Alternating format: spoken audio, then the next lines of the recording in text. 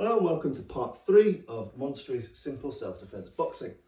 Now we've looked at Monstery's guard. So again, left hand like this, supinated hand, right hand up by your jaw, knuckles on target in both instances, some degree of milling, and again keeping that unpredictable. We've got full arm blows which come from a position of rest, keeping our shoulders aligned, so a slim profile, keeping our shoulders a little bit more aligned but still somewhat square with our rear hand, using a tilted vertical fist to get into the nasty bits. We've looked at half arm blows, so when we know that the fight is on, that hand is still somewhat forward so I can get multiple shots. So I can be 1, 2, 3. Again, I can fire multiple shots in a combative situation from a position here. So again, I don't have the time to reset fully to my body. Another thing you'll note is that with the rear hand, we tend to come into the point of mass first, so into the center of the body before exploding out. So 1, I drive into my sense of mass like the walking arm of a steam train, and drive it out here. 1, 2, again, driving that sense of mass, torque, body weight, all of that stuff. And you've seen some of the simple parries. So you've seen simple high parries against grabs and strikes, and simple low parries. Again, making sure they're short, sharp, vicious, fast, and cause damage to the opponent, either clearing the grip, damaging the offending hand, or keeping you safe. So again, that high shoulder here allows me to be relatively safe against forward blows and rounding blows. Now we move on to some of his final parries. So the last of his simple parries is essentially what he calls an inside parry.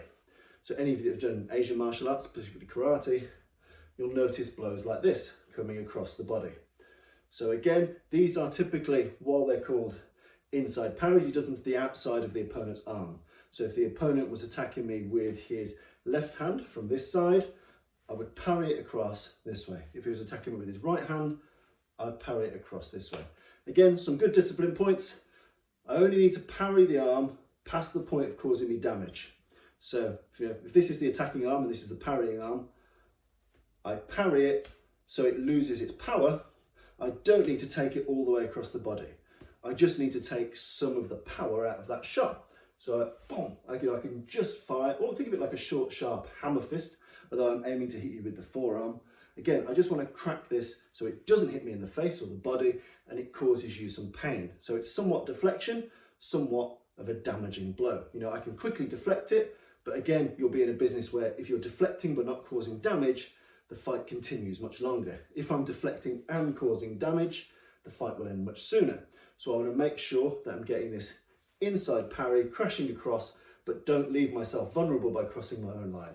So from here, 1, 2. You know, I keep relatively sharp discipline. I don't let it extend past my body. I keep it within the realms of where my body is.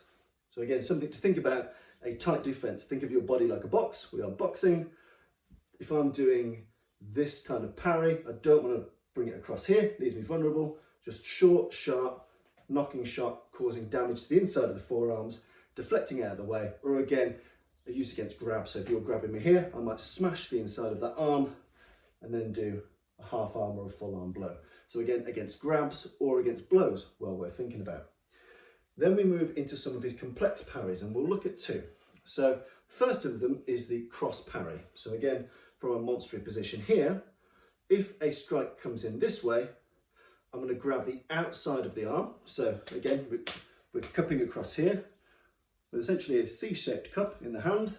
We're cupping across and then we're striking. So I'm parrying the hand out the way and striking you. And again, some things to bear in mind. If I've parried the arm out the way, I've got to disrupt your balance, what we call in jiu-jitsu kazushi. I need to unbalance you.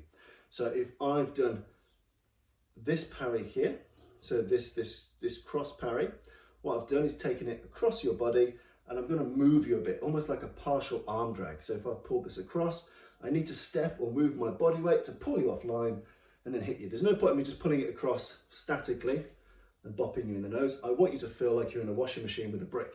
So if I'm parrying this across and I've got an attachment, I'm definitely ragging that arm down or getting some degree of arm drag before I decide to hit you. So again, if we look at it in the Monstery manual,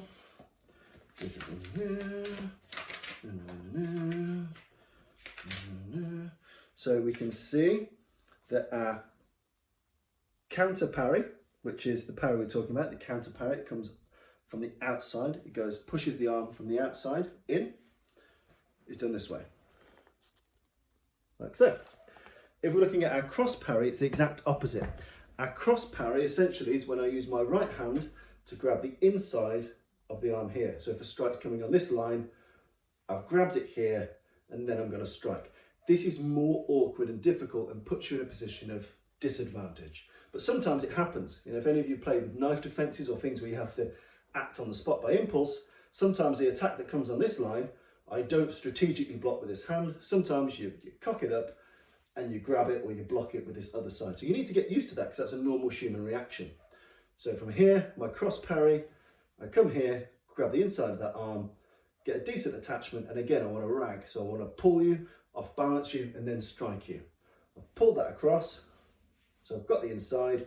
I don't just want to hold that and go, hey, and punch you. I want to get some degree of motion, turn, disruption of balance before I decide to strike you. So just to recap, we've got our inside parries, which are these, making sure we keep them in the boundaries of our body. Short, sharp, painful, designed to hurt the offending attack, which is a strike, or an offending grab, and making sure we strike. We've got our counter parries, which is on the outside of the opponent. So if the hand comes in, I'm pulling on the outside and then hitting, pulling on the outside and hitting, which is nice and familiar, but just make sure we get decent kazushi, we off balance them.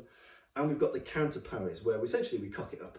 We grab the inside, we need to be able to go from this position into decent striking. And that often comes with an off balancing, so often an off step, and then hit. So you're essentially doing an inner arm drag and grabbing the inside of the arm, pulling them down so they're off balance, and then hitting. So those are some of the principles of Monstery's boxing. Monstery's guard, being able to hit with the full arm at distance from a natural or quasi-natural state, being able to mill to keep the arm in some degree of motion, to be able to do a lead off in a slim profile, to be able to do a rear hand like so, being able to do simple parries, being able to do these kind of mid-ground parries. They're still known as a simple parry, but they require a bit more practice, a bit more definition, moving away to slightly more complex parries, our cross and our counters. So it's a really good book. It's really great material. It's nice, short and sharp. You could learn it in a weekend, have a good play with it. It's a little bit different to the boxing I would normally do for Bartitsu, but it's a great little self-contained way to understand self-defense boxing of the 19th century. So I hope you enjoy it. If you've got any questions, let me know. Thank you.